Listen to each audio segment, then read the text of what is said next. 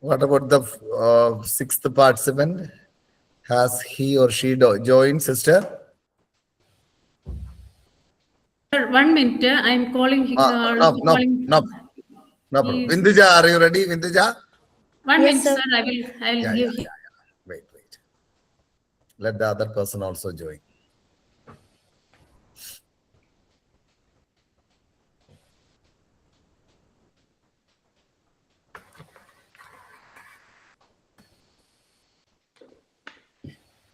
Dear fathers, are you seeing the icon of recording the video? Yes. Yeah, the video is being recorded, right? Yes. Thank you.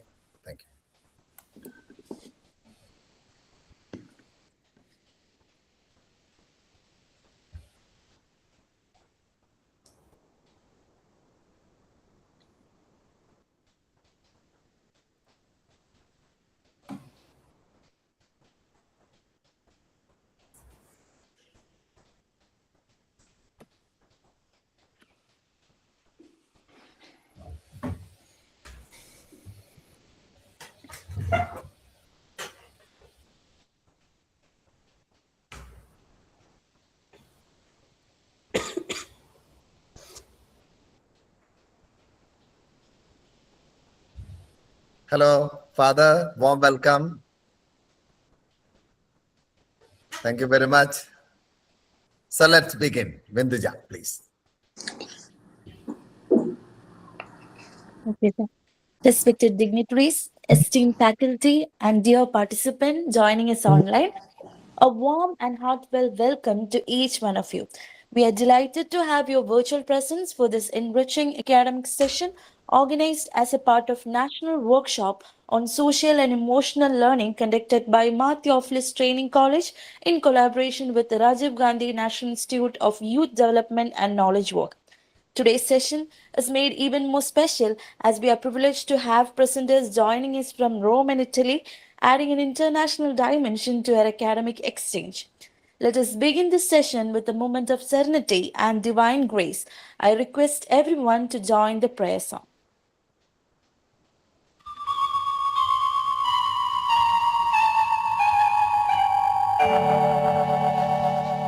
ലോകം മുഴുവൻ സുഖം പകരാനായി സ്നേഹദീപമേ മിഴി തുറക്കൂ. ലോകം മുഴുവൻ സുഖം പകരാനായി സ്നേഹദീപമേ മിഴി തുറക്കൂ.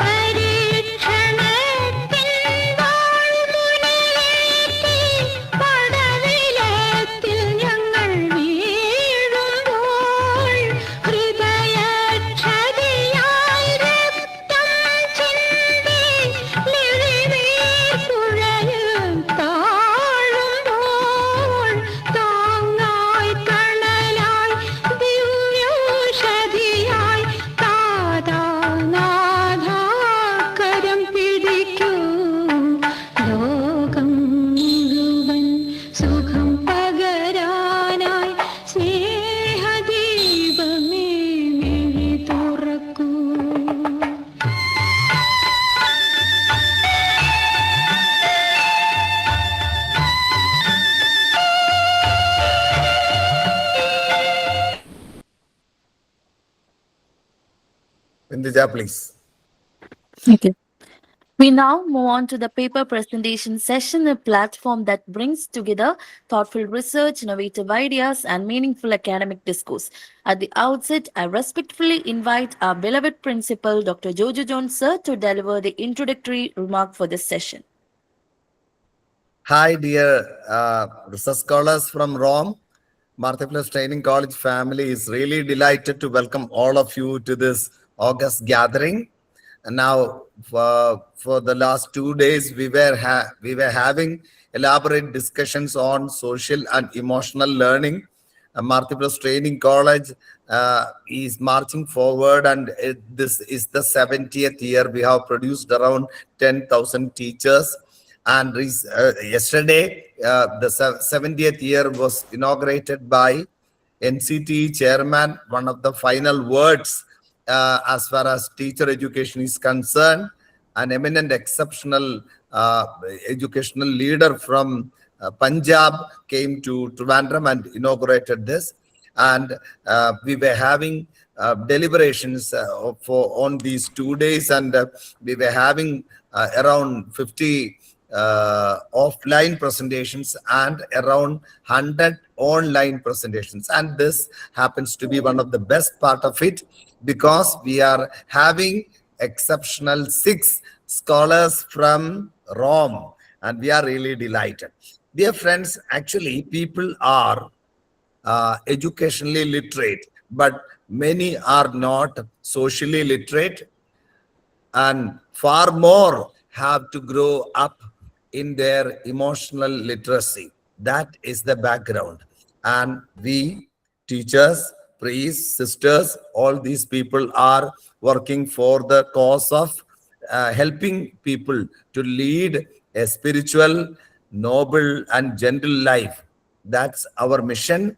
Hence, this topic and this paper presentation program gets added fragrance, grace, and significance. I would like to welcome all the 6 research scholars to this platform. And it would be great if you chat your name and topic in the chat box, so that so I can have some idea about your presentation. Then I will go through your presentations as well. And at the end of each presentation, I will try to give a comment. And at the end, we'll have a concluding remark. No need of any stress. This is going to be a very pleasant experience. No questions, queries. If I feel adding something, I will add. If others feel adding something, you can also add. Warm welcome to you, seeking your prayers and blessings always. Thank you. Warm welcome, everyone. Binduja, please. Thank you, 1 sir, minute. for that. Not Kind only word. from Rome, but one father is from Spain. Yeah, that is outstanding. That's great. Thank you. Thank you. Thank you very much. Okay, Binduja, please. Okay, sir. Before we begin, a gentle reminder to all presenter, kindly limit your presentation to 8 minutes. After each presenter, Dr. Jojo Jones, sir, will be sharing his valuable comment. So let us start with the presentation for the day. I now invite our first presenter, Father Linto, a research scholar joining us from Rome, to present his paper. Over to you, Father.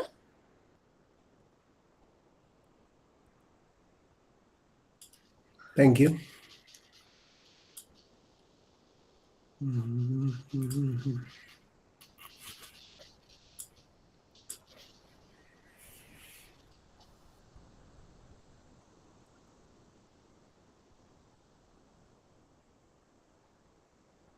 Yeah, Is it visible? perfect. Okay, good. Thank you. Very good evening to one and all. At the outset, my heartfelt congratulations to the team in TTC under the able captaincy of Dr. Jojo John, and of course, all who are gathered here at the moment. I'm really grateful for this moment of presentation. The topic or the title of my presentation is Mindfulness, Reflection, and Emotional Well-Being, a rereading of the contemporary practices through IPP, Ignatian Pedagogical Tradition, or Ignatian Pedagogical Paradigm. Now, there is a question that can arise within us, like in the contemporary mindfulness and emotional well-being practices, how can this be understood through the lens of IPP? IPP means Ignatian Pedagogical Paradigm. I'll come into that one shortly. This IPP is a lens through which we are able to notice the contemporary terms of mindfulness, well-being, and reflection. There is an age-old kind of tradition or a book which was produced by name Ratio Studiorum in 1599. This acted as the very fundamental idea regarding the foundational script for Jesuit education. So we are trying to see the mindfulness, reflection, and emotional well-being through this lens. And what does this speak about? This speak about a deep framework for emotional formation. It means the meaning, the discernment, and the transformative element. So the question here is, can Ignatian pedagogy offer not just techniques, but a profound framework for emotional formation? That's what this research paper is looking into. Now, what is this Ratio Studiorum? This is not just a kind of a curriculum, but this is a vision of complete human formation. Formation in 4 dimensions, starting with the intellectual, moral, spiritual, and affective. So here the key insight is education is not just about information, it is about formation and further which leads to transformation. So it always involves how a person feels, how a person responds, and how a person relates. So basically, it is the emotional life is not separate from education, it is an essential part of it. Now, this slide is very important, and this is the heart of the matter. Ignatian pedagogical paradigm. This is basically a process, and it has got 5 different steps, starting with a context, moving towards an experience where we reflect upon that one, moving towards an action, and we evaluate that one. This happens in every person's life. For example, somebody is giving a feedback. A feedback is received from a teacher, for example. So what is the context? The situation where you are in. That means you have received something from someone who has an authority upon you or your actions, a teacher. So you are in a situation, that is the context. And from there, you gather an experience. So in that context, you gather an experience. What is the experience? The experience is you can either feel discouraged or you can feel motivated. And based on that one, what happens? The IPP, the Ignatian Pedagogical Paradigm, is inviting you to reflect upon that one. So what is a spontaneous reflection? The spontaneous reflection is, how am I affected by this? So we are in a context, from there we are in an experience, we gather an experience, and we reflect upon that experience, asking ourselves how we are affected by that one. And what is the appropriate action towards that one? You can have a change within yourself. That change can be something positive, constructive, or something that can be destructive. And we evaluate that one. So we see a kind of, the reflection is the key point over there. The reflection is enabling a person to be active and to evaluate upon yourself. So it is affecting your thoughts, your emotions, and desires. So it is ultimately driving you towards a transformative action. Now, the depth mechanics of this particular Ignatian reflection has got 3 levels, starting with the surface level, going towards the subsurface level, and to the deep level. In the surface level, we just see, what do I feel? So that is something which is very peripheral, attentive to the experience. And we have the subsurface experience. That means what is happening within me, and going still deeper, the meaning of discernment. In what direction this one is leading towards me to. So what I'm trying to convey is this: the modern techniques of mindfulness, reflection, and action is enabling us to have something which was there in age-old practice, which is already there in Ratio Studiorum. So when we take an emotion, the Ignatian method is allowing you to have 2 choices, and it happens in any person. And that is the human emotional baseline, which is called consolation or desolation. Consolation, which will always help a person to flourish, to find meaning, and to get connected. But in desolation, the movement is downward. It is making a person to be desolate, to have a kind of isolation and a fragmentation and a kind of stagnation. So applying this particular practice, what we understand is the Ignatian reflection is concretely practiced through various methods. Say, for example, contemplation, discernment of spirit, examination of conscience. I'm sure since this group is more of sisters and fathers, hopefully they'll be able to understand this one much better. But I'm trying to be intelligible with some secular language, which we had already mentioned right at the beginning, like mindfulness, reflection, and emotional well-being. So it starts with asking ourselves to have a sense of gratitude. That means you ground in the present. Then we try to recognize what is exactly is happening within you. That means the interior movement, and you reorient yourself. That means you direct your future.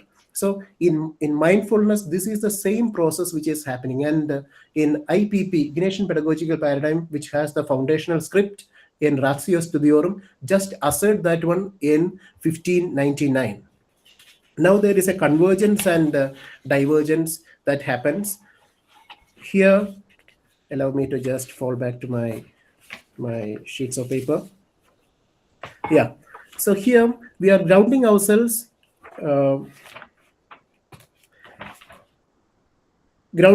to the present and moving towards modern mindfulness. So you see there are two columns over there, the modern mindfulness and Ignatian pedagogy. Now, the modern mindfulness is focusing on non-judgmental observation, and it is asking ourselves what is the present, and it leads to a kind of emotional balance. So this is very much active during this modern era.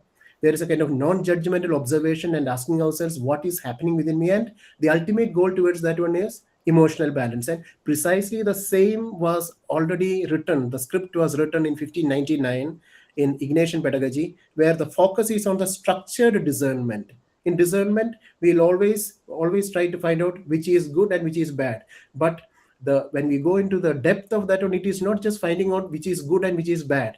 Which is in that which is good, we find out what is the greater good, not just that which is good, but that which is the greater good for us. And it asks the question, what does this mean to you? This question is very important in a structured discernment process. What does this mean? And this is helping a person to have a kind of holistic transformation. As we come to the very last slide, I can conclude this one like this. The mindfulness, the modern word mindfulness, is inviting us to become aware of ourselves. And Ignatian tradition is helping us to interpret, integrate, and ultimately to transform. So here we notice, I would like to focus upon that word, the functional reflection. Though here we have the key space where we have the experience, emotion, and the meaning coming together. So this is a kind of convergence. Say, for example, when you feel stressed, you have the awareness that I am stressed, and the reflection. What is the reflection? Why am I stressed? And what is the action? What is needed to be changed? So from an integrated point of view, from an integration point of view, something deeper can be emerged. Say, for example, emotional well-being becomes the holistic human flourishing. Now, as I write this paper, I'll be falling back mostly into the particular document by name Ratio Studiorum, which was written in 1599 as the fundamental script of the Jesuit educational structure. That's all for time being. Thank you so much for this opportunity. Over to you, Dr. Vinduja. Thank you, Father, for your insightful presentation. May I now invite Dr. Jojo sir to share his comment. Hello, friends. I have one suggestion to ask you. So can some of the other participants also join and listen to our presentation? Is that okay with the 6 presenters? Okay, sir. Sister? For me, it is okay. Yes. Because it is interesting, that's why. It seems to be very interesting. That's why many people may get some insight into some of these ideas. Shall I? Yes, sir. Yes. Please. One second. Now, it was an outstanding presentation. I am really delighted to listen to Father Lindo. In many respects, it was an amazing one. That's why I want the other participants also to join if they are having time to listen to such talks. One second.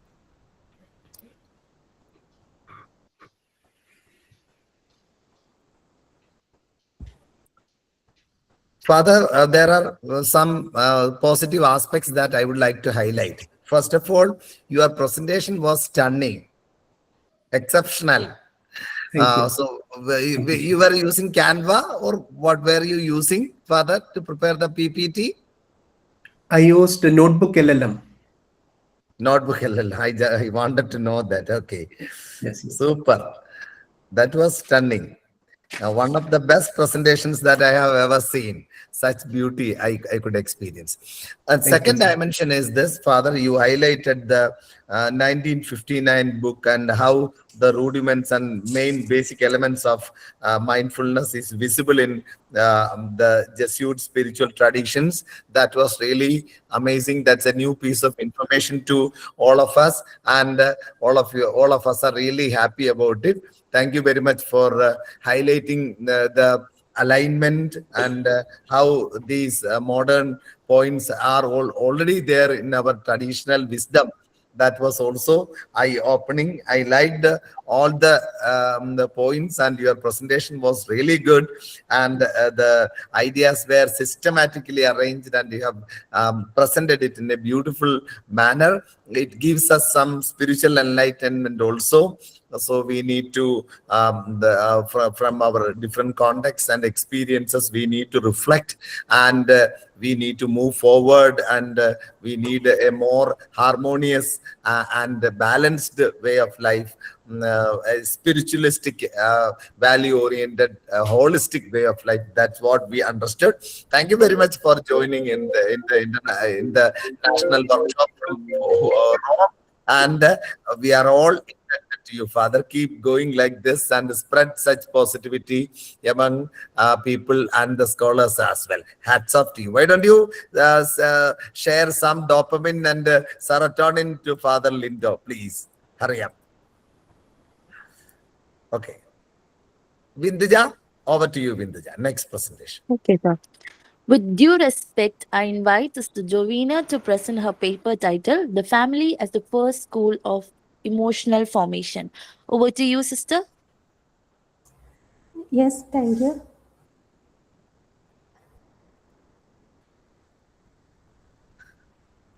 Sister, please. Thank you.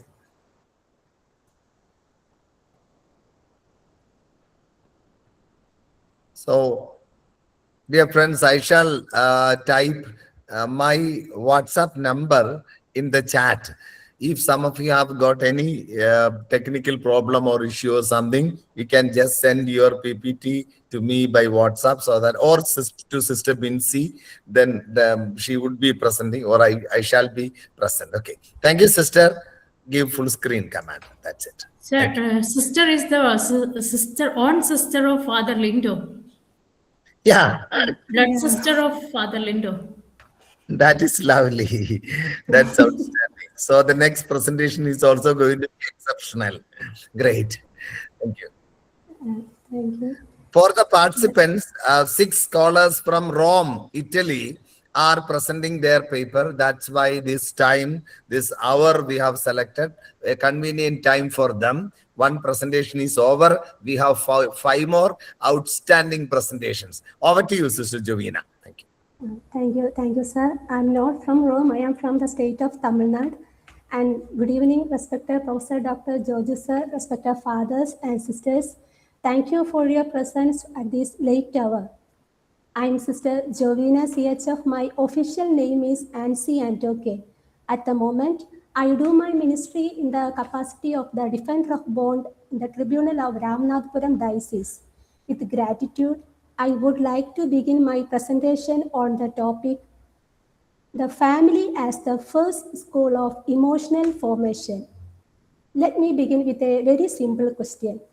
Where did we first learn to love? Where did we first learn to trust? Was it in a classroom or in the family? I invite you to reflect with me on this key idea, the family as the first school of emotional formation, not only from psychology, but from the depth of Eastern canon law perspective. Where did we first learn to trust, to love, and to respond emotionally? Not in a classroom, but at home. A child does not attend a class to learn love. A child experiences. Sister, 1 second, sister. So your PPT was visible in the beginning, but it's not visible now. It's not visible. Can you present once again? Can you please present once again, please? Thank you.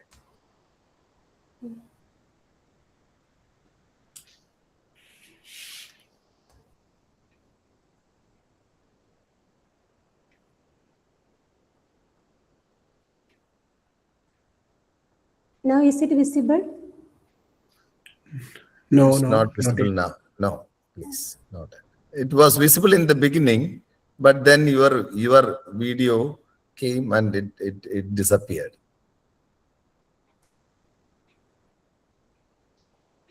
Actually, not.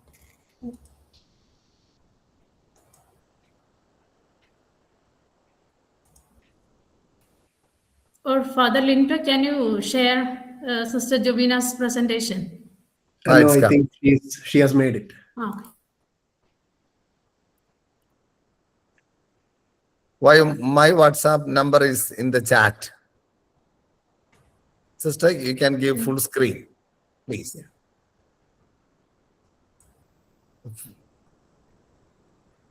Now is it visible? It's It is visible. visible. Yes. Are you giving it in full screen? Full screen. Left. Okay, perfect now. Carry on. Perfect. Okay. Then coming to this slide, it explains about a child does not attend a class to learn love. A child experiences love. For example, when a child falls and runs to the mother, that moment is formation. So the family becomes the first school, not by teaching, but by living.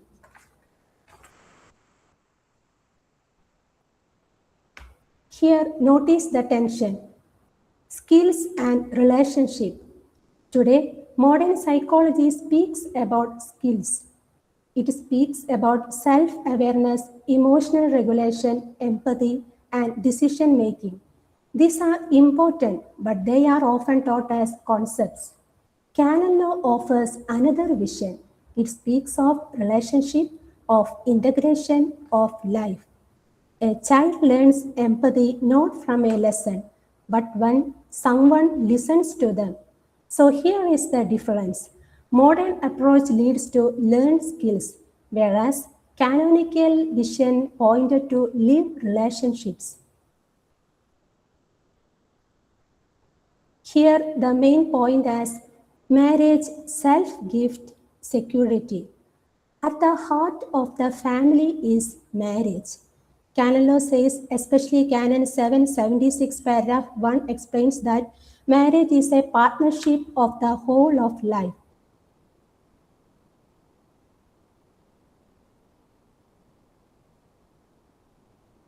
Relationship of the parents. For example, if parents speak with respect, the child feels secure. If there is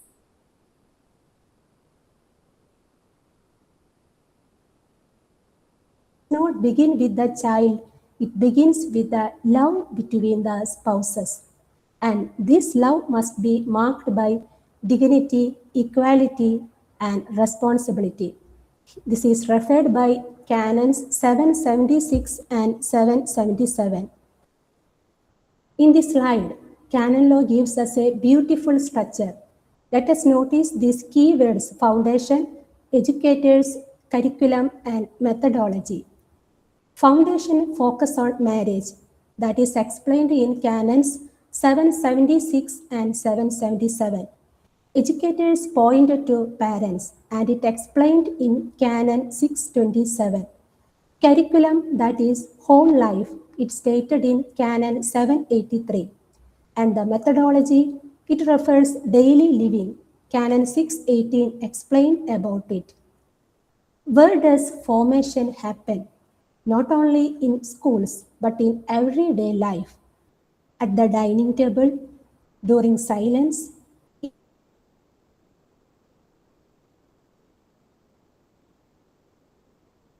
just learning. The goal is human flourishing.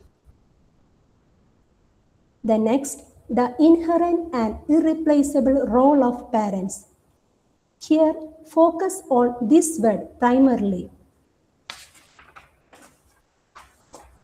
Canon law uses a very strong word, primarily. Parents are the primary educators. What does primarily really mean? It means no institution can replace the family. A teacher may teach for 1 hour, but parents form through life itself. And this formation happens through presence, daily interaction, and love.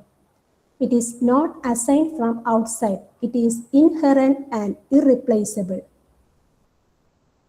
Here, keep at the center integration and emotional maturity. CCO Canon 783 paragraph 1 number 1 explain about it.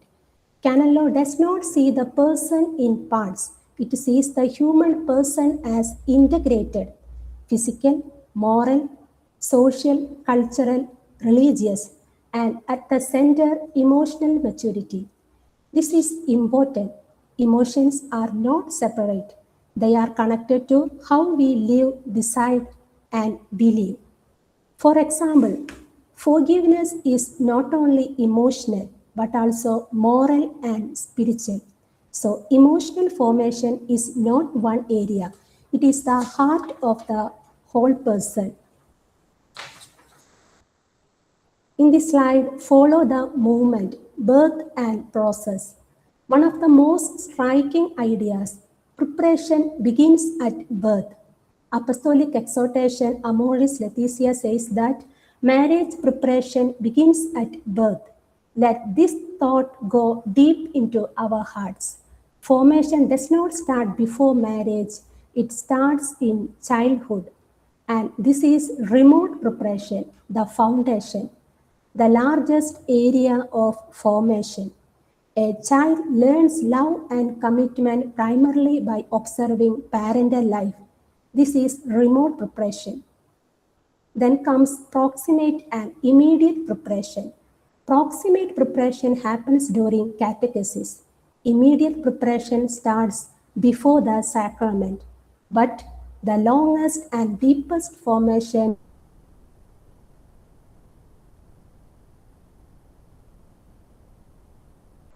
then here speaks about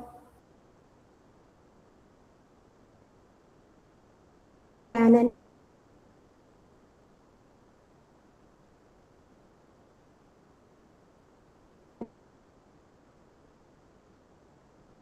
inner conflict, how we forgive, how we express love.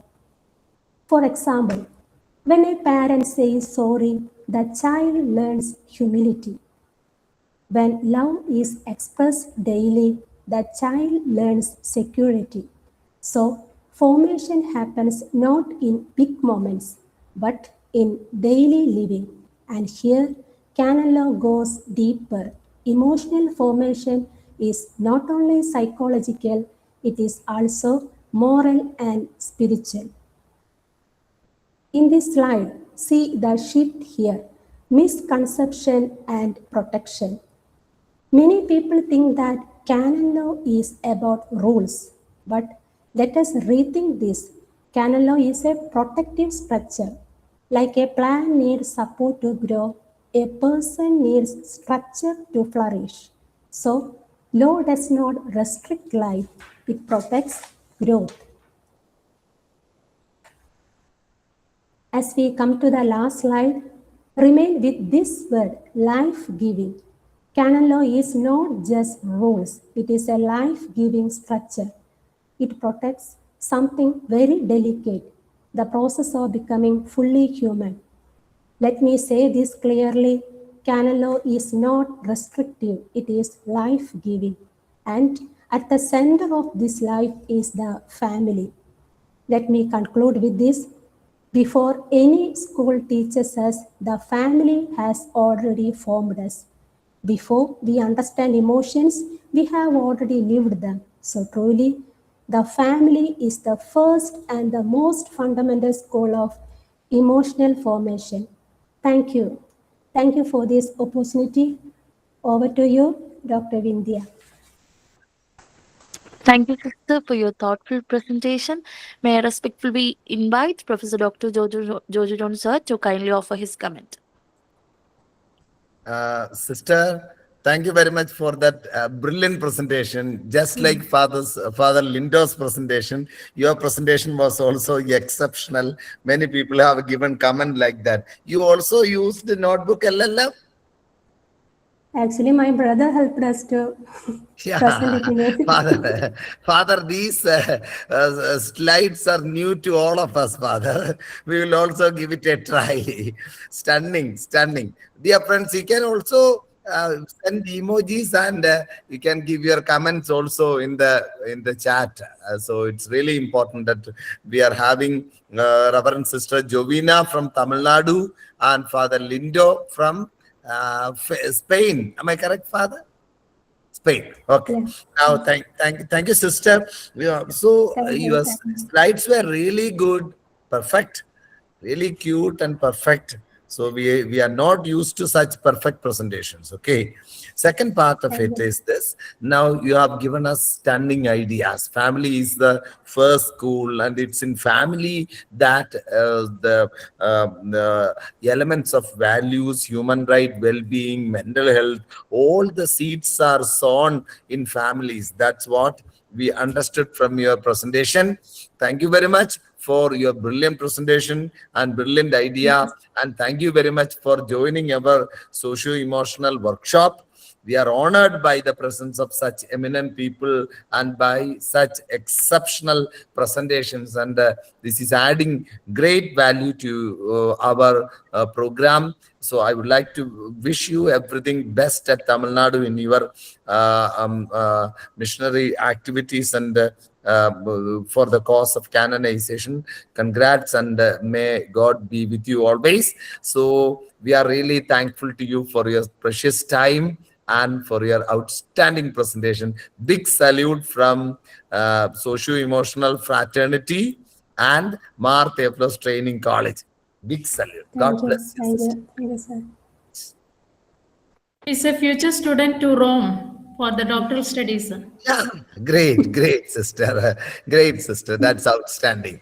Okay, sometimes Sister we may Lindsay be is able revealing all the secrets. I think we need Yeah. I am part of MTTC. Yeah, if everything goes well, I may meet Sister Jovina at Rome. That's what I expect, because after 3 years, I am planning to travel a lot. I'm planning to visit Rome also. Thank you. And Thank there can be flights via Spain to India. Okay. Yeah, sure, Father. Sure, Father. Sure, Father. Sure, Father. Thank you. Thank you very much for that that welcome note. Thank you. Now, the source of the slides people are asking. So that is Notebook LLM. Both the presentations were used. Both the presentations were made using Notebook LLM. I have heard of it, but for the first time, I am seeing 2 presentations using Notebook LLM. Okay, thank you. Over to you, Vinduja. Thank you. Thank you, sir.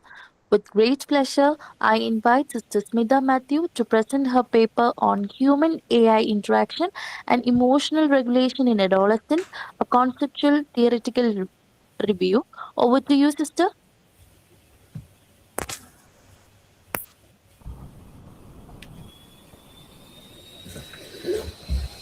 Good evening, sir, and my dear friends. Am I audible? Perfect, sister. Yes, yes, Perfect, sister. perfect. Your Can you see my slides? slides are visible, but full screen if possible, please. Thank you. I shall try.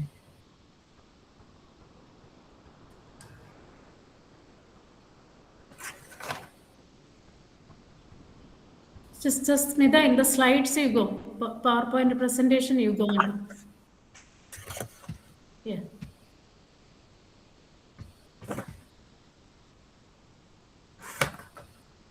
That's it, sister.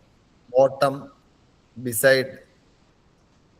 Yeah, that's it, Is sister. it okay now? Perfect now, perfect. Carry on. Thank Yes. you. Congratulations, sir, on this Jubilee year. Thank you for the invitation. Today I'm presenting, my topic is human AI interaction and emotional regulation in adolescence. We have AI as a quasi-social partner. It's no longer just a tool. It has become, among the adolescents and also with others, a social partner. And today, AI is used as more than interactive.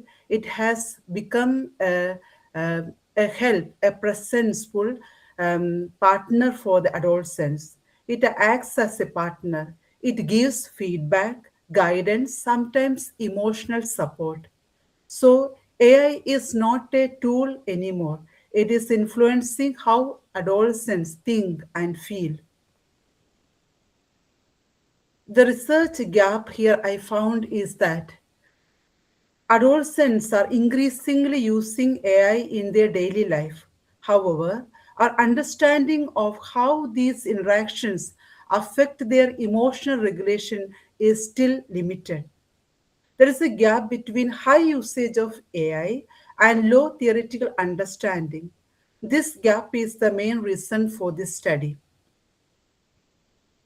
A structured narrative review analytical mechanism of AI mediated emotional experience is used.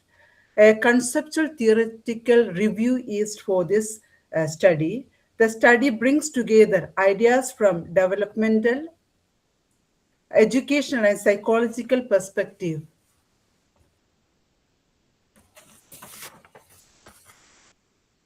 And here we can see AI is influencing, it has become a dual edged sword.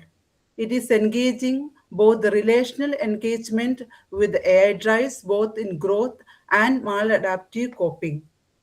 On the positive side, AI provides immediate and non judgment support. When we chat with AI tools, it never judges, but it gives always accompaniment. This can help adolescents manage their emotions better. On the other side, negative side, AI may reduce face-to-face interactions. Adolescents can reduce their interactions in their society. So AI can be both helpful and harmful depending on how it is used. When a person is emotionally triggered, there the person approaches with the AI and it can help. The face-to-face deficit is the negative side of this heavy usage of AI in relation to the adolescents. It has a because the person is aloof in their own world with the away from the human presence. Over-reliance on the digital agents. The risk of utilizing AI as a primary copy mechanism, stunting the independent emotional scaffolding. In every person, there is a capacity to have their own emotional control or coping with mechanisms. But when the person is too much addicted or overly reliant on the digital tools, the person slowly lose the capacity to control their own emotions, to handle their own emotions. It has got both the adaptive and maladaptive. Cognitive reappraisal, sometimes it is facilitated. Other side, over dependence is taken as a coping mechanism. And other side, accessible to non-judgment support. Of course, AI tools give a non-judgment support to the person. But as I said earlier, it reduces the face-to-face contact from the society. Every human being is in an ecological, a person is surrounded by the ecological, the first place, family, education, parents, friends, brothers, all these. But when AI or digital tools enters into the environment of a person, there is a technology, a person is cut off from the social situation, and AI is not an isolated tool, but yet it is an interactive agent. So here we have to learn how to facilitate our adolescents to the better use of, or the best use of, the AI tools. Mechanisms of influence. Ecology actively mediates both positive reappraisal and negative dependency of the person. This study will surely help for the future empirical studies. Validated measures will be developed, and it has also will open longitudinal designs, and also depends various culturally sensitive approaches can be further utilized for our future studies. And we can, when we have the adolescents with us, we can have the ethical we can bring up the ethical implications for the digital ecology. So AI is an inescapable part of our adolescents' emotional ecology. We must actively design reappraisal, not too much reliance on AI. Thank you, sir.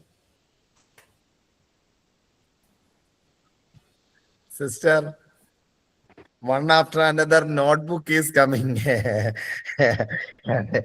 true great experience to all of us. Dear friends, if it is fine, we can have a group photo at the end. We have 3 more presentations. This is the third one. Sister, I like that statement, face-to-face deficit. It's really true. In an AI era, things are easy, but we are having that face-to-face deficit.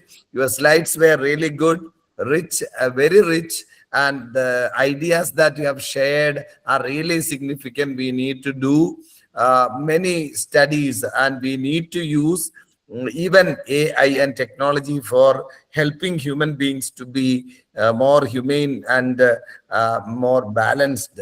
So that possibility also should be explored, since, as you rightly said, adolescents are living with this technology. It's part and parcel of their lives. It's very difficult to set them apart from technology, but we need to try something where they will use technology for the good. And the other day, Tania Alfonsa George, who is one of the participants here, and she gave a presentation at Martha Plus Training College. She asked a question about digital detoxing. Am I correct, Tania? Yes, sir. Digital? Yeah, digital detoxing. So she said that Western people, many educated people, are trying to reduce excessive use of technology so that they'll be having well-being and mental health.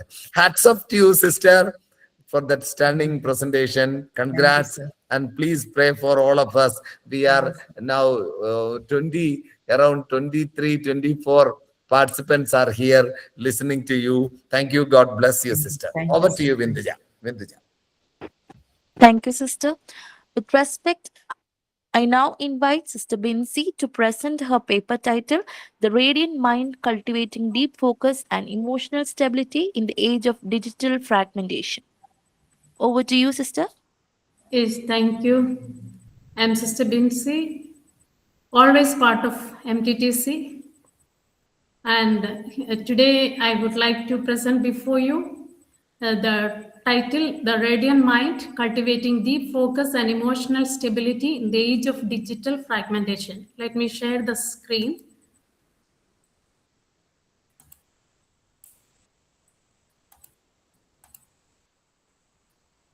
Is it visible? Yeah, sister, it's coming. Yeah. Is Screen, it full coming? screen. Perfect. Full screen, please. Sir, it is, for me, it is full screen here.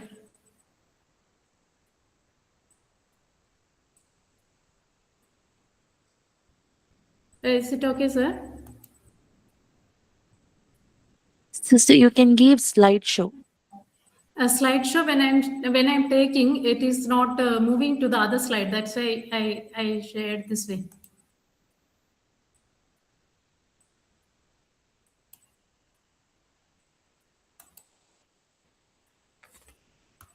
Is it coming?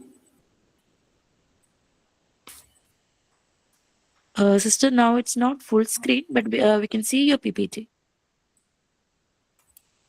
Okay.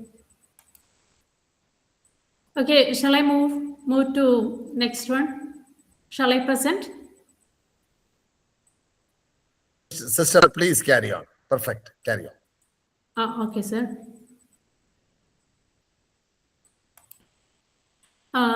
Actually, my presentation is composed of 12 slides. In the first 10 slides, I try to present before you the theoretical content. And in the 11th slide, I present before you the proposed methodology of my paper. In the first, my topic, as I have said, I felt that we need to focus on the radiant mind because we are in a digital fragmented world. And in this slide, in the second slide, we can see the contrast between the outer world and the inner life. This is what we face in today's world. And in this slide, I would like to highlight the continuous digital input fracture our cognitive stamina over time. And we know when we try to read a book, you just think of the time when we have completely read a book. In between, how often we might have taken our phone and scrolled very often. This constant interruption is there in every time because notifications and the culture of scrolling, infinite scrolling culture is there as part of our life today. That is what it made me to think about how can we focus or how can we develop a radiant mind in today's world, in this fragmented digital world. And in this slide, I would like to say that in today's world, we are fully involved in a technological world, and the fragmented mind is often try to react rather than reflection. Often we are reactive than reflective. So I would, through this paper, I invite each one of us to be more reflective rather than reactive by reducing the usage of technology and let us develop a radiant mind. In this slide, I would like to show you the limits of social emotional learning. See, actually, in today's world, even in school or in colleges or in universities, we often conduct various seminars or workshop or classes for how to regulate the emotions. But I actually think the base is that our attention is needed. The sustained attention is more important. On this base of sustained attention, we can develop the emotional regulation, and from there we move on to interpersonal skill. And in this paper, I would like to focus on the radiant mind. What do you mean by radiant mind? The radiant mind represents an integrated state where attention and emotion align. A radiant mind is not merely free from distraction, it is internally ordered, clear, and capable of sustained focus. A sustained and focused attention. This is one of the most aspect of a radiant mind, and it is deep reflective awareness, emotional balance and stability, and it gives us inner clarity and coherence. Then, focus must shift from a personal skill to a shared institutional responsibility. In our day-to-day life, if one person alone thinking of for keeping away the digital world or the technological world, it is impossible, because in our own classroom, we ask the students to use the mobile or laptop or all the possible digital accessories. So it is, in order to build or develop a radiant mind, we have to take it as an institutional responsibility rather than individual responsibility. Rebuilding attention. We have to shift from attention is left to chance. It is intentionally structured actually. And here, through this paper, I would like to propose some attention architecture blueprints.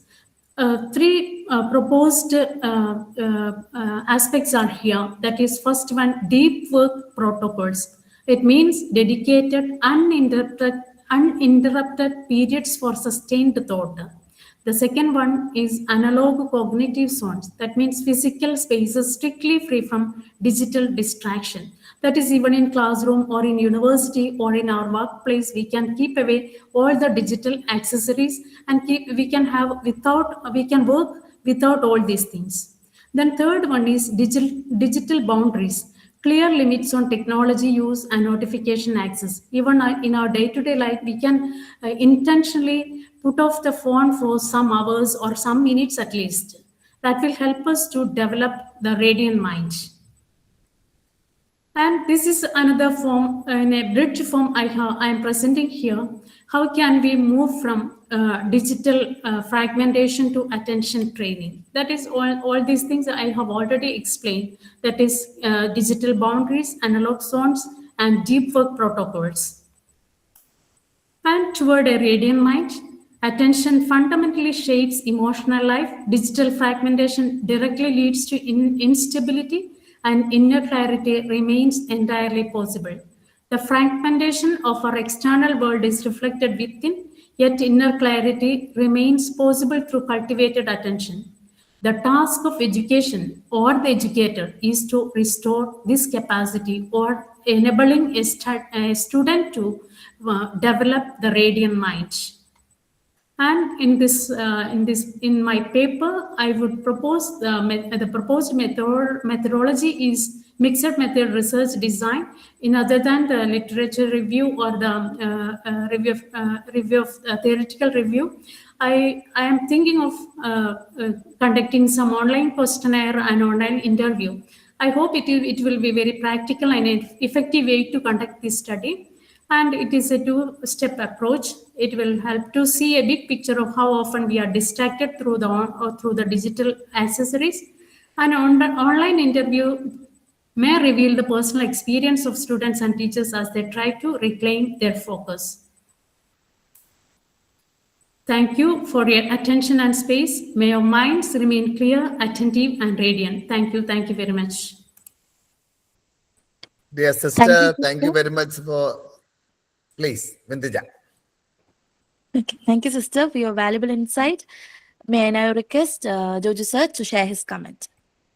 Dear sister, thank you very much for presenting some brilliant ideas on radiant mind. These concepts are really new to us, and we'll try our best to improve our inner equilibrium, inner vibe, and we would also like to be more radiant and we would like to be enlightened. Thank you very much for inspiring all of us to live like that. So there were many comments in the chat you might have noticed. So it's due to too much dopamine in our mind due to increased digital use. Focus is rare in our generation. Children are unable to concentrate. Tania Alfonso commented like that. And it's really important that we are making our children use technology. Benedict sir is also here, sister. Benedict sir is also listening to your presentation. Meanwhile, the participants, Sister Binsi happens to be one of our former students in B.Ed and M.Ed level. She was rank holder at M.Ed level in the University of Kerala. And there is something great about her.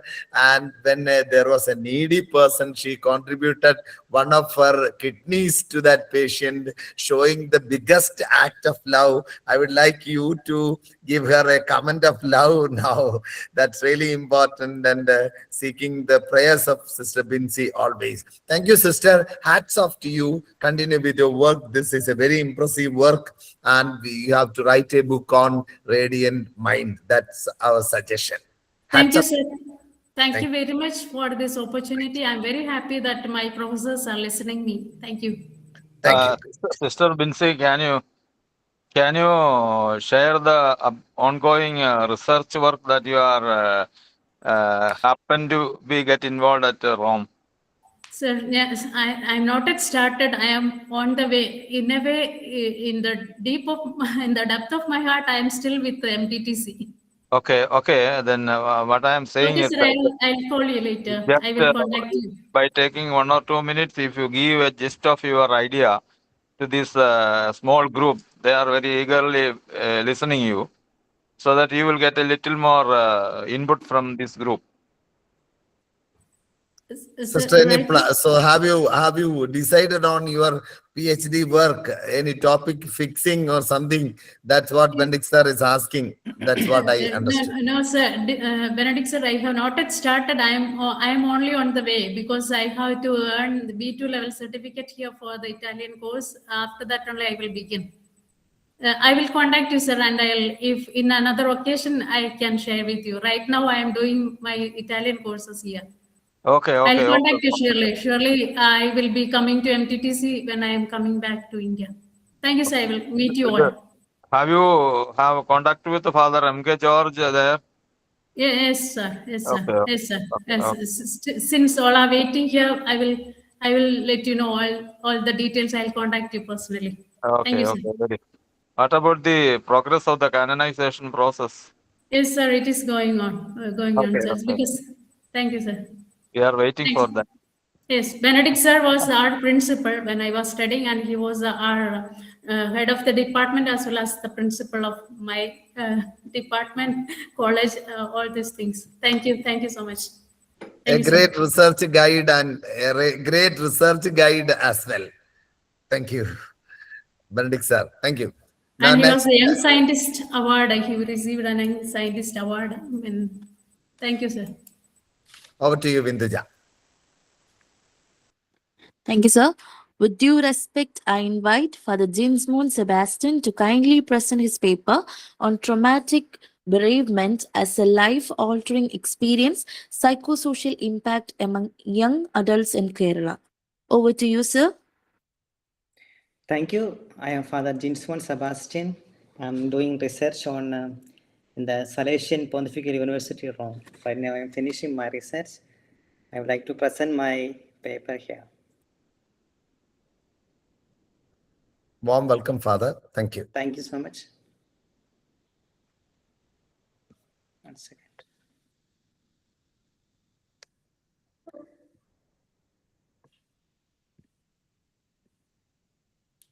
Technical problems.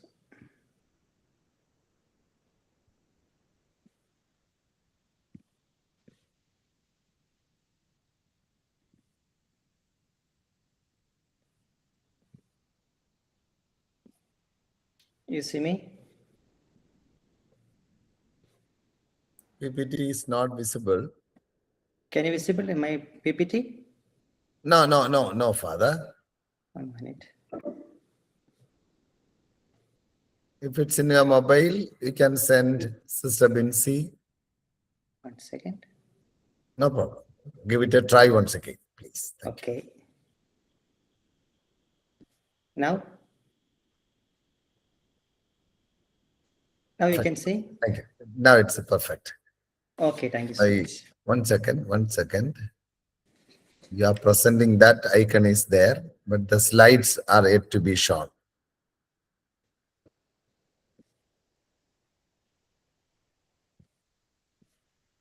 Is that now?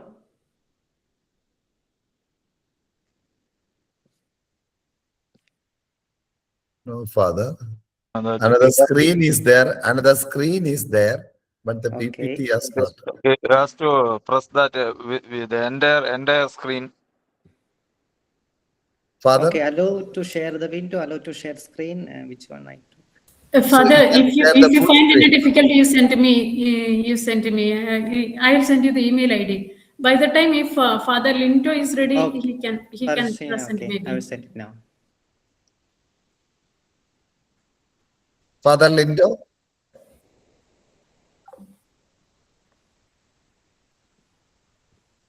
Father Lindo or Shindo? Shinto, Father Shinto. sorry, Father Shindo. Okay. Father Shindo, can you? Yes, sir. Father Jins, just send the PPT to sister. She will share. Okay, 1 second. Hope you got the email ID. Yes. I have WhatsApp now. Okay, great. Father Shindo, you can start now. Yes.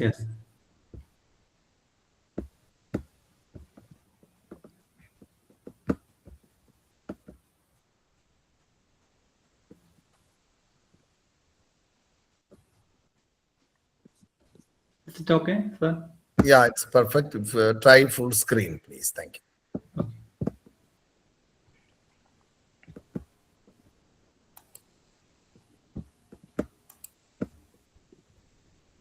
Is it okay now? Father, PPT is visible, but it's not in full screen. If you find it Okay. difficult, you can present like this also. No problem. It's Because visible. some icons are here. So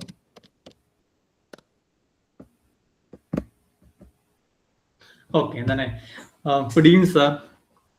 Good evening to all. Good evening, Acha. Good evening, Acha. Thank you, Acha. I am sorry to say that because I did not conduct a deep study on my topic. I'm just presenting my outline here only. Because Very I good. was No busy with problem. my No problem. studies here. Okay. Even your title is rich. Okay. You have Thank you. selected a very rich title. That adds Thank you. beauty to the discussion. That's all. Please carry Thank on. you, sir. Thank you for support. Okay. My topic is Beyond the Screen, examining the digital dependency and its effects on cognitive functioning and emotional well-being among the learners.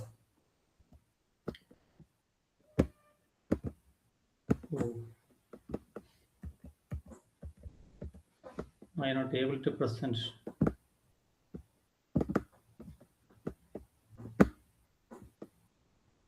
Sir, could you open your WhatsApp and would you present for me? So can you send it? I already sent it. You have already saying. Can you type hi, please? Yeah. I got it. Okay. Oh, got it, Acha. Thank you. Okay. I am I'm present. sorry, sir. I am present. No problem. No Okay. problem. It's perfect. It's perfect now.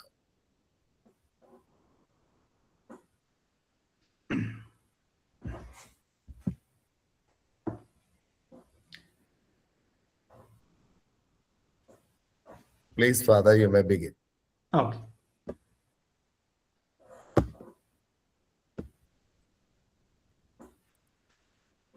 Once again, I read my topic, Beyond the Screen, examining digital dependency and its effects on cognitive functioning and emotional well-being among the learners. What is the context? The topic. In recent years, digital technology has become an integral part of the daily life of children and adolescents. From online learning platforms to social media and entertainment, screen exposure has increased significantly. While these technologies offer new opportunities for education and communication, they also raise serious concerns among educators, parents, and researchers. In particular, there is growing awareness about how excessive screen time may affect learners' cognitive development and emotional well-being. Aim and key focus. This paper aims to examine the concept of digital dependency and its impact on cognitive functioning and emotional health. It focuses on key cognitive areas such as attention, memory, and executive functioning, as well as emotional aspects like emotional regulation, anxiety, and social behavior. The method.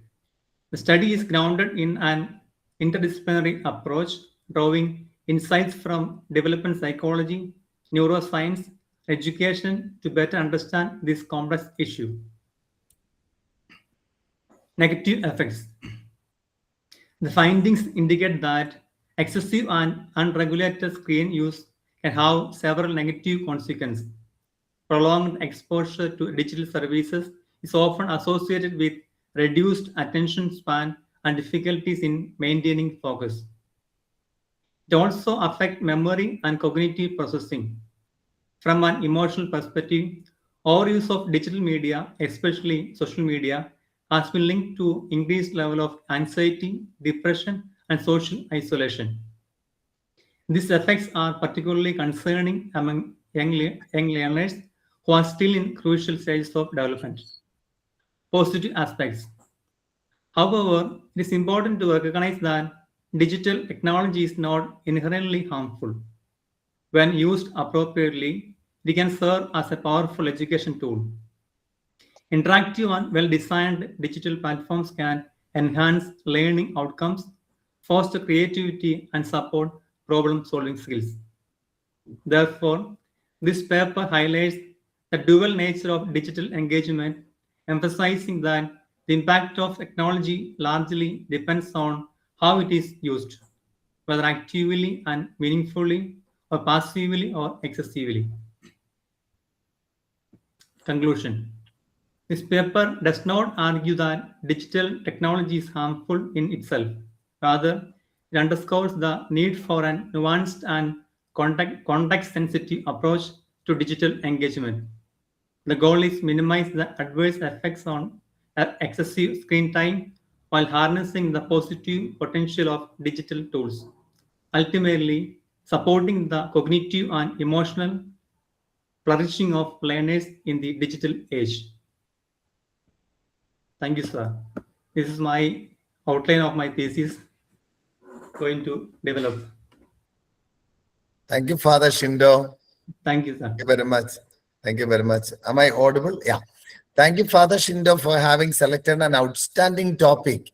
I am surprised.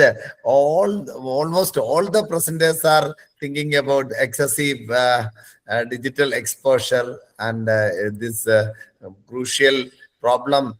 Everybody is worried about it. That's why many people are thinking about it. Thank you very much for having selected such a brilliant topic.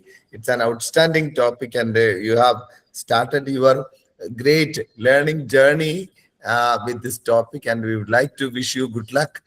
Even as far as I am concerned, I consider the selection of the topic as the most important thing. You have selected a very crucial aspect, and all your learning endeavors would contribute a lot for the development of the society. Big salute to you. So we, all of us, all noble people, have to work hard for detoxing, digital detoxing, and saving our next generation from damage. That's all. Thank you. Hats off to you, Acha. Thank you, sir. Vindija? Yes, sir. Thank you, Father. With due respect, I invite Father Jinsmoon Sebastian to kindly present his paper. Over to you, Father. Thank you, Sister Bensi, please. Yes, Father Linter will present. He is more expert than me. I sent it to him. Father Linter, please present it. Thank you, Father Linto.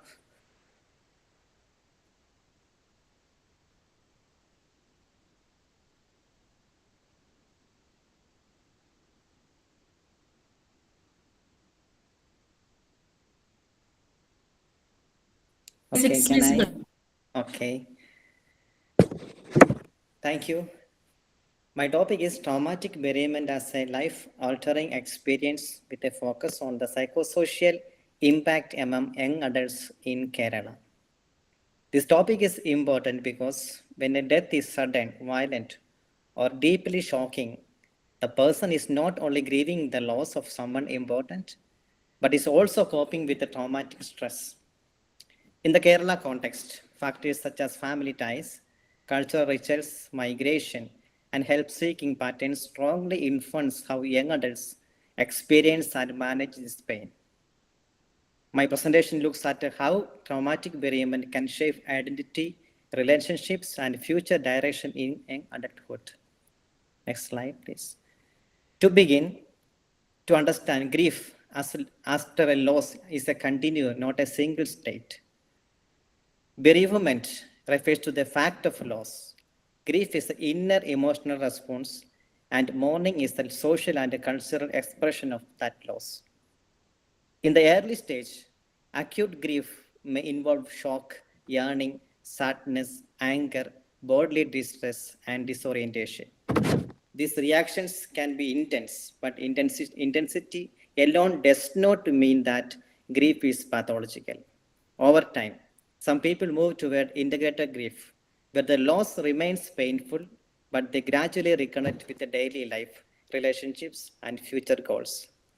Clinical concern arises when yearning and preoccupation remain persistent and disabling, especially in traumatic bereavement, where the mind must process both attachment, loss, and traumatic. Next slide, please. Next.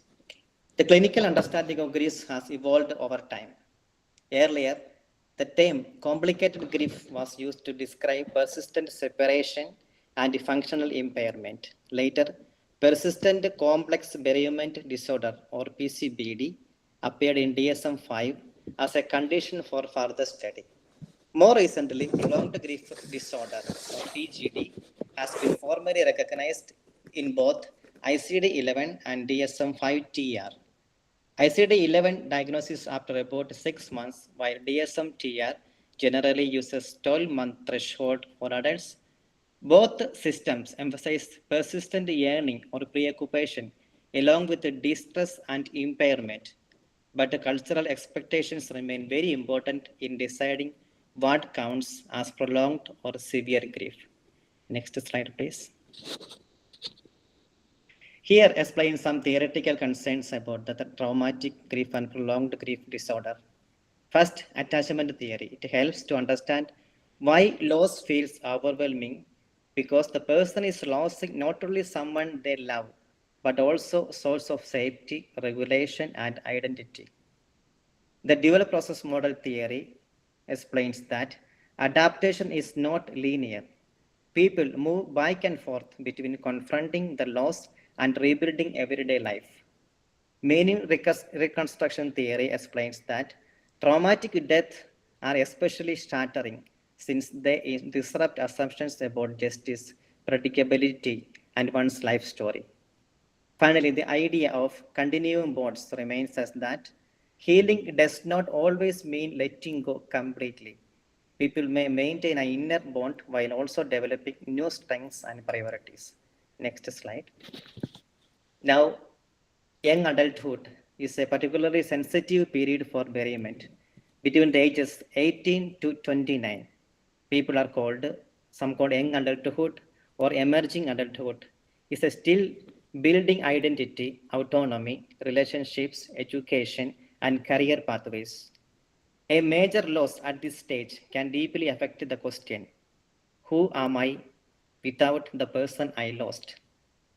It can also intensify loneliness, fear of dependence, and difficulties with intimacy and belonging. In practical terms, bereavement may reduce concentration, attendance, and role performance in study or work. So, young adult grief is not only emotional, it is also developmental because it can redirect the timing and the shape of adulthood itself. Next slide. My study context is Kerala. because Kerala is very important because of grief is always shaped by culture and social environment. The same loss can be experienced very differently depending on family structure, ritual practices, migration, employment stress, and help seeking norms. In Kerala, strong family and community ties can be protective, but they can also create a pressure to appear strong or recover quickly. Religious and ritual practices may help structure mourning and provide meaning, while migration and employment uncertainty can intensify emotional strain. Another important issue is the stigma and delayed help seeking because grief may be normalized until impairment becomes severe. So, the experience of traumatic bereavement in Kerala is not only personal but also culturally and socially situated. Next slide. My research method is mixed method research. I have taken 20 participants for the qualitative and interview and 620 participants for the survey. I have used in vivo I have used data analysis, interpretive phenomenological analysis or IPA, and for the descriptive statistics for the arriving the results. Next slide, the results. The finding, a part of the finding is given here, shows that traumatic bereavement affects multiple domains of life at the same time. Emotionally, young adults may experience yearning, guilt, anger, fear, or numbness. Cognitively, they may struggle with intrusive images, disbelief, poor concentration, and crisis of meaning. Relationally, grief may lead to withdrawal, changed family roles, difficulties with intimacy, and attachment insecurity. Functionally, it can affect sleep, study, work performance, attendance, and even increase risk behaviors.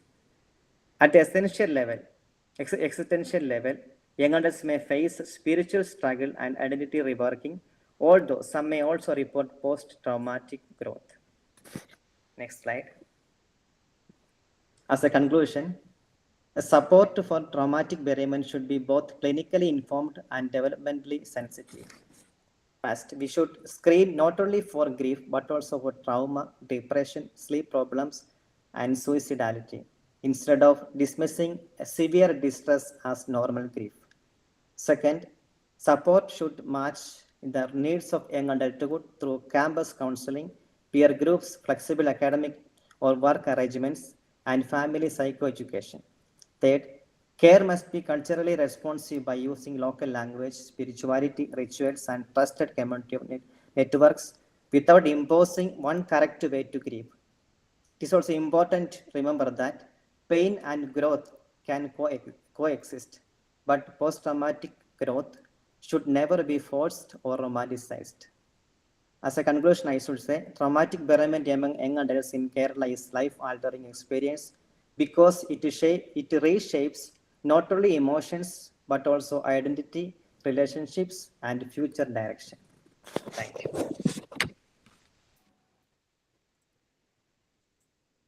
Thank you very much, Father, for your informative and thought-provoking presentation. I now request Jojo Jones, sir, to offer his comment. Thank you, Father Jinsmon, for that brilliant topic and outstanding presentation. You have selected a very significant topic. Many a time the distress that is unattended can lead to great tragedies.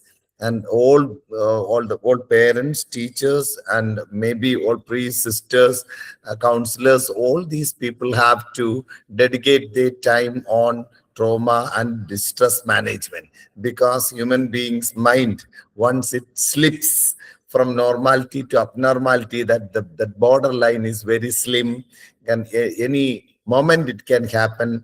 But if there is someone who is there to scaffold and support a particular person, they will move towards life. Otherwise, they would move towards failure and depression. There is every probability for that.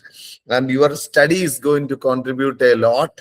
And you have used a mixed methodology that is stunning, really good. You have used the different methodologies to reach 360-degree conclusions. That's triangular methods of validation are really important when we move in such critical topics. So really proud of you, Father. Thank you very Thank you, much sir. for joining. Thank you, sir. very much. Actually, I have begun this topic in 2022 at the same topic, but in 2024 June, I lost my own younger brother in an accident. So this is became my life experience. So that it is the same time it is very difficult for me to work, but also I am trying to make it. Thank you. Great, Acha. It will help many people, Acha. It is going to help many people. You have selected the perfect topic, and you have identified different methods to deal with it, and you are finding it would enlighten many people. We would love to listen to you more, Father. Thank you so much, sir. Yeah. Is there anyone who would like to add something to the knowledge we have constructed from the 6 outstanding researchers from different parts of the world, one from Spain, one from Tamil Nadu, and the remaining 4 from Rome, Italy? So friends, at the end, if possible, you can open the video and we can have a group photo as well, if possible.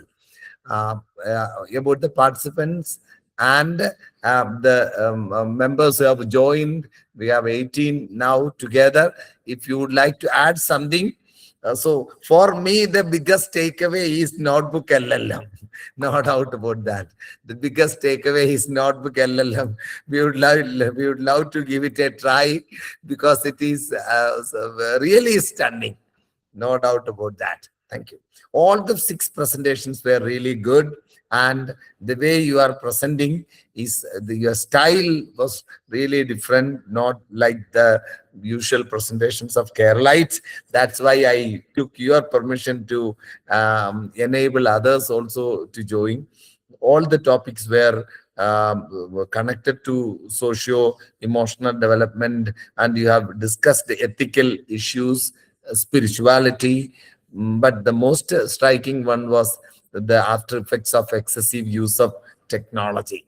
Thank you. Finally, we reached a point where how we have to empathize with others and empower others when they are facing some challenges and trauma. Thank you. Tanya, would you like to tell something, Tanya, please? Tanya is an author and an entrepreneur, and she is doing her master's degree at Kollam. Tanya, please. Hello, Acha. The talk was so amazing. I could feel the emotion behind it when you talked about it.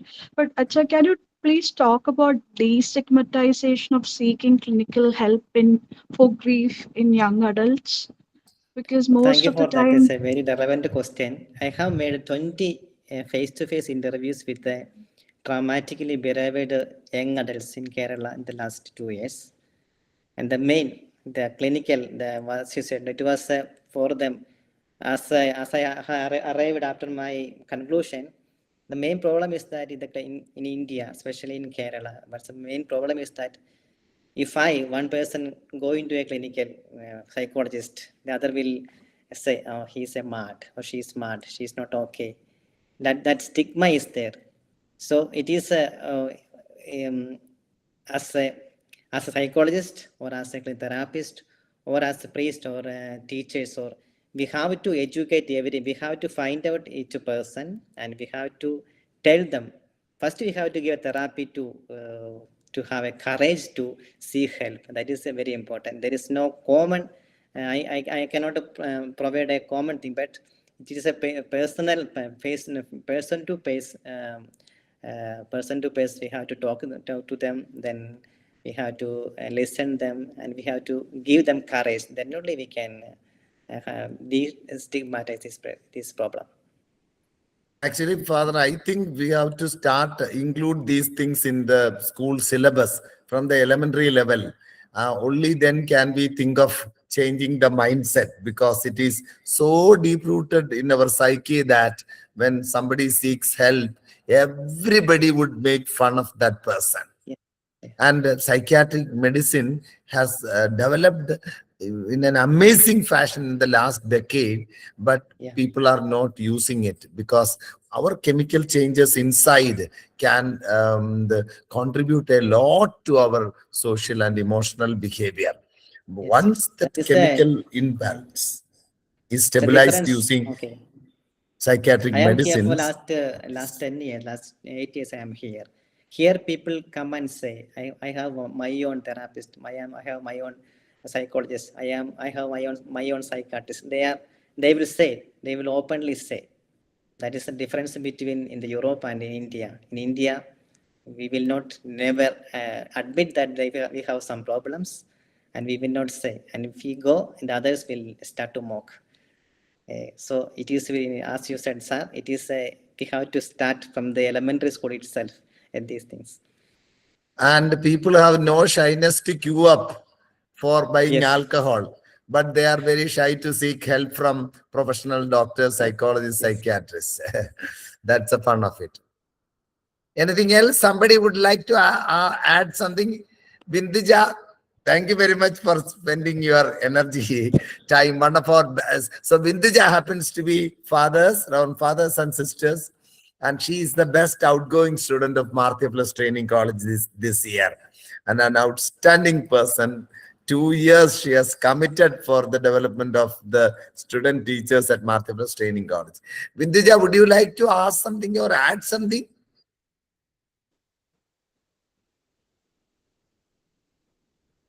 Sir, actually, I'm very much excited about all these talks because these were all a very interesting topics. And Father Jinsmoon topic was somewhat similar to the topic that I dealt today. So it was a great informative one. Thank you, Father, for all these talks, and thank you, Jojo sir, for arranging these talks. And it was a great opportunity for us to meet all these fathers and sisters who are there at Spain and Rome. Thank you so much, sir. Acha, Tani is asking about grief rituals in Christian and Jewish traditions. Not Okay. just Jinsmon Achan, all the people who are available here can add something to some of the queries or something like that. No doubt about that. Shall I tell something, Father? Okay. Yes, yes. I think I can begin. Yes. Actually, the biggest insights in our life comes from our painful experiences. But when we face a painful experience, we have two possibilities.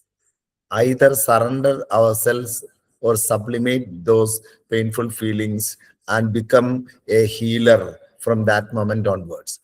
And when a person becomes healed, people would flock to them with same feelings. I do have my own experience like that. My father used to take alcohol. So in my childhood days, I had many problems there in my family. But as I developed my academic life and I'm giving, I'm a YouTube trainer with 35,000 subscribers. I meet students, youth every now and then whenever I get opportunity. There are situations where I meet students and youngsters one-to-one also. It's really surprising that many of them who come to me are having the pains of the alcoholic life of parents. After all, there is a kind of divinity in handling painful situations, and so when that balance is lost, so people who surrender their lives for the cause of society, that balance is maintained. Behind every child, there is the pains of pregnancy, the pain of delivery, and the pain of upbringing a child from nothing to a balanced personality. So there is a spirituality of pain. We cannot neglect that side, but the other side is also important. When there is a painful situation, even Bible says God has created doctors. God has created doctors, and the wisdom of the doctor also comes from God. So we should always seek help and assistance and medicine. That's one side of it. But the spirituality of suffering is another dimension. We have the story of Alphonse Amma. She could develop her sanctity from the painful experiences as well. So painful experiences can lead us to elevated life, God experience, and divine experiences also. But there are many human caused sufferings. We should be vigilant about that. And there are sufferings that we cannot control. When we face such sufferings, we have to learn the lessons. For example, earthquakes. So there are signs from the nature itself. We need to learn the message of those things and set our life into a divine standard. That's my take on it. Thank you. Thank you, sir, for the great Thank you. reflection. Thank you. Friends, if everything is fine, can we call it a day? It's 11. Thank you, sir. I would like to thank Joju sir and all the organizers of MTTC for giving us this chance for all of us, because at this late evening you have spent your precious time for us. Vintuja, I don't know the student. I am not familiar with her, but still, I thank each one of you, because you have given us time. Even it is 11 o'clock, I think, in India, but you made it possible for us. Thank you. On behalf of all my friends here, I would like to thank you, sir, and all the organizers of MTTC. Hope we will It's meet 11. again, as you were telling that many more. Thank you, sister. It's 11:40 now, but it was worth it. And we would like to thank you, 6 outstanding people from different parts of the world. You have made this national workshop on socio-emotional learning truly international. Big salute. Over to you, Vinduja. Thank you, sir. Really, it was a wonderful time, and thank you for sharing the message in the WhatsApp group to join us in the late evening. And this was the first of kind I have seen presented in the workshop, where it was late evenings being provided opportunity for the presenters. And really, it is worth being in the session. And it was a beautiful presentations, what I observed from last 6 presentation. Thank you for the opportunity, sir. Thank you. Thank you very much. Thanks a lot. Thank you very much. Father Lindo, tell us something, Father, to conclude. At the outset, I'm really grateful to you, sir, because I was wondering how you are able to manage all these things, because I could see the amount of kind of workload which is coming upon you, but it was really amazing the way that you are organized, and I must really appreciate the organizing team as well. Under the captaincy of yours, you did, and I must really appreciate the somehow I was deeply touched by the presentation by Father Jins. It was very impressive. I really liked it, the way it was. Maybe it was really providential that I got the chance just to present that one, so I was more into that one rather than what he said is indirectly true. Like when you become involved in something, we become deeply affected.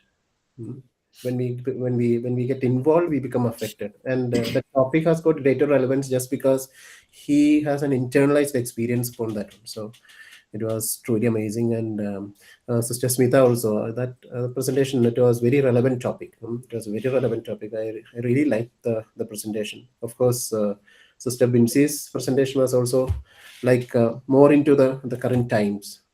I really liked those presentations.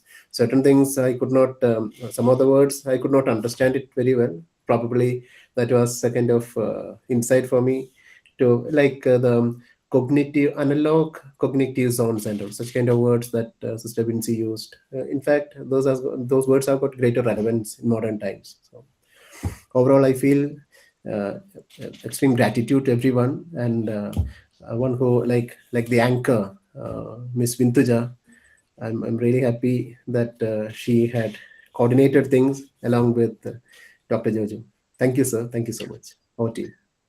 Father, if possible, if everything is fine with you, you can share that PPT with Sister Bincy so that I can share the same with the participants of the workshop, because so I haven't seen not even one person using this one notebook LLM in my entire life, Father. This is the first one I am seeing. Can I intervene? Like I'm studying Please. here in Comillas University, Madrid. Here, most often our professors use that one. The greatest of the advantage that we have noticed is the pictures are, or rather the content is self-explanatory. Just with the help of pictures, everything comes out. So it really affects. And as you know, visuals are very much have got deeper impact, just like any films that we see or the dialogues that we remember, just like that. So I'm really happy that you have taken it with a greater level of inspiration. Thank you so much. Father, Over. I would like to Please, add, sister. he's my Raniyanayittu varum, so I am telling, he's very expert in all these things. So I often contact with him, and I also used Notebook LLM for these things because I find it more easy and useful. For And- any technical help, I ask him, and he. Thank you very much. ready to help. You are also technically very good, Sister Bincy. And that LLM, the notebook LLM, I think you hit with emotional and social workshop slide. Am I correct? Yes. Yeah. We also do the same. That's why. Thank you very Yes, much, Sister Bincy. Sister Bincy, really indebted to you. You have connected all these people together. Dear fathers, in our upcoming programs also, I would like you to be part of it, because this late night webinar is one of the best, and I'm really happy that it's being recorded, and I would like to share it to the public also, if all the 6 of you permit, so that and I can send the link also. I will send all the screenshots that I have taken to Sister Bincy. You can share with all the other participants. Can we call it a day? Yes, sir. Thank you, sir. Thank you. Thank you. Though I have told many, only these few were selected, I feel. Only I have told many, but only 6 of us could, because within short time, no? So I feel we'll- it is really a good day. Great. And Great. thank each one We of got you. a new, My we companions, got a all new my feel, friends. sister. We got a new feel. That's why from Father Lindo's presentation, I wanted to have others also to join this group. That's why I shared. Thank you. It was Thank you, God's thank you. providence that Thank we you are so much. on this God bless platform you. like this. Vinduja, Yes, sir. so can we, with a word of thanks, we can conclude with a silent prayer also. So as we come to the end of this enriching paper presentation session, we sincerely appreciate the insightful contribution made by all our respected presenters. Your scholarly thoughts have truly added depth and value to this academic gathering. With this, we conclude the session. Thank you all for your gracious presence and active participation. And now we'll have a silent prayer.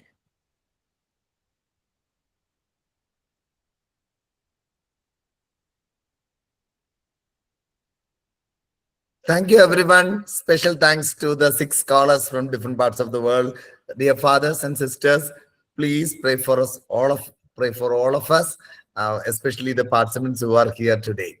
Thank you. May God bless you all. Okay. When there's a problem, don't say, oh God, I have a big problem. When there's a problem, just say, hey, problem, I have a great God. Thank you. Good night. God bless. Good night, sir. Thank you. Good night. Thank you. Good night to all. Good night, sir. Thank you. Thank you.